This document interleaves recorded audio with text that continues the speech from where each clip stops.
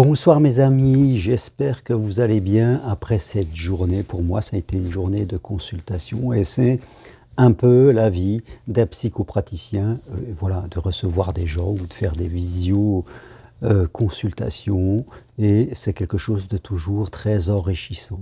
Alors le sujet que je veux partager avec vous, c'est un peu se poser cette question, changer sa ligne de vie, pardon.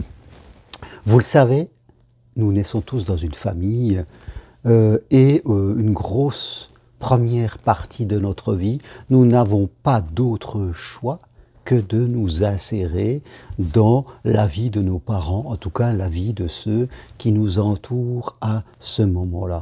Et les autres, d'une manière quasiment inconsciente, eh bien, nous transmettent leurs croyances. Nous sommes en mode réception. Soit nous allons entendre des gens nous dire des choses, nous dire des croyances sur nous-mêmes, sur notre valeur, sur ce qui est bien dans le monde, sur ce qui est permis, ce qui est interdit. Soit nous allons nous-mêmes, comme nous sommes enfants, adolescents ou jeunes adultes, interpréter ce que nous voyons par rapport aux autres faire dans leur vie. Tout ça se fait vraiment de façon assez inconsciente et surtout de façon répétitive, jour après jour. Notre inconscient, qui est un peu notre disque dur, eh bien, il va se programmer pendant des années, jour après jour, répétition après répétition. Et parfois même, il y a d'autres personnes, comme nos enseignants, nos professeurs, qui viennent en rajouter dessus eux-mêmes. Et souvent, nous arrivons à 20 ans, 30 ans, 40 ans, nous sommes hyper programmés à répéter des comportements. Soit nous répétons ce que l'on a appris, soit nous répétons quelque chose d'autre en réaction de ce que nous avons appris, et parfois en réaction à des douleurs que nous avons pu vivre. Donc, on se retrouve à la moitié de notre vie complètement programmée. Est-ce que nous avons vraiment un libre arbitre? La réponse n'est pas un oui catégorique. Souvent, sans nous en rendre compte, nous allons répéter des pensées, répéter des émotions, des comportements. Nous allons vivre par évitement de toujours ce qui nous fait peur. Nous allons répéter des paroles, nous serons programmés. Et notre ligne de vie, si nous n'y faisons pas attention, elle est programmée pour beaucoup de personnes. On peut presque prévoir les 10 années prochaines de leur vie. Parce qu'on sait comment elles pensent, on sait comment elles se comportent, on sait ce qui va leur faire plaisir et ce qui va les faire souffrir. Quand on étudie les profils de personnalité, toute personne est, je dirais, programmable et programmée dans son avenir. Alors, parfois, il y a des programmes qui sont intéressants. Il y a des gens qui ont vraiment eu des croyances très puissantes, très ouvertes sur la vie, sur eux-mêmes, et qui ont des programmations qui leur donnent une vie riche, une vie abondante, une vie pleine d'épanouissement. Et d'autres, c'est tout le contraire, et ils vivent une vie pleine de limites, pleine d'abandon, pleine de peur, pleine de doutes sur eux-mêmes, sur la vie, sur ce qu'on peut faire. Tout ça ne leur appartient pas. C'est juste des programmations qu'ils ont reçues, mais pourtant, vraiment, qui les enferment totalement.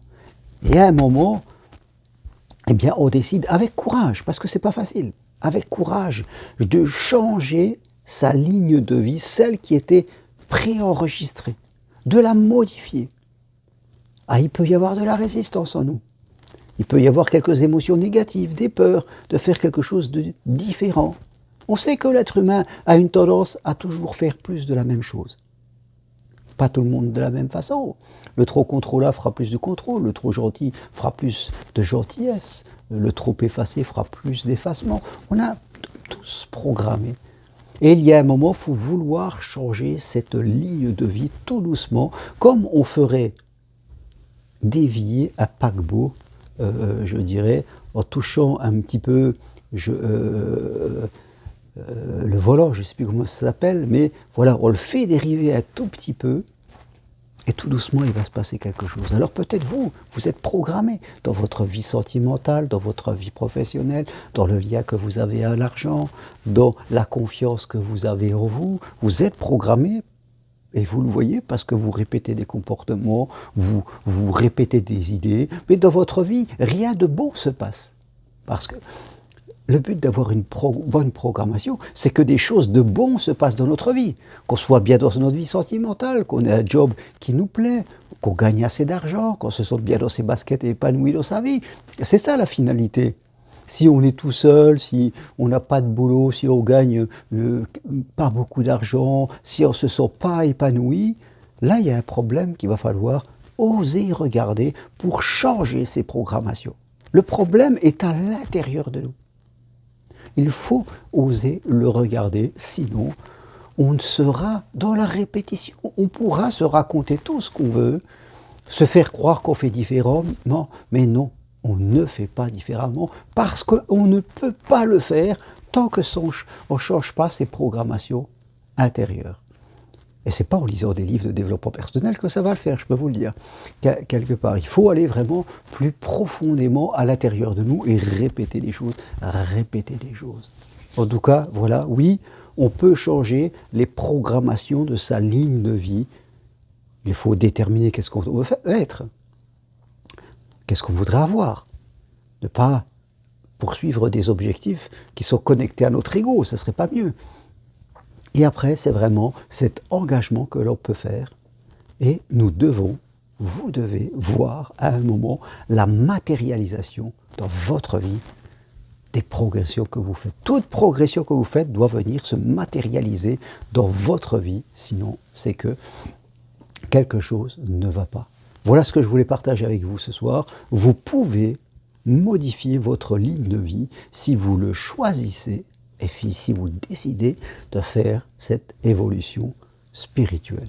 C'est ce que je vous invite à faire en venant marcher sur le chemin de Compostelle fin mai vers Conques, fin juillet vers Rocamadour, en prenant une consultation avec moi ou encore en devenant psychopraticien, en suivant mon enseignement. C'est un enseignement qui vous fera évoluer et à la fin, vous pourrez aider les autres à évoluer. Des infos sur mon site germainroncaripin.com. Merci à vous, à très bientôt, au revoir.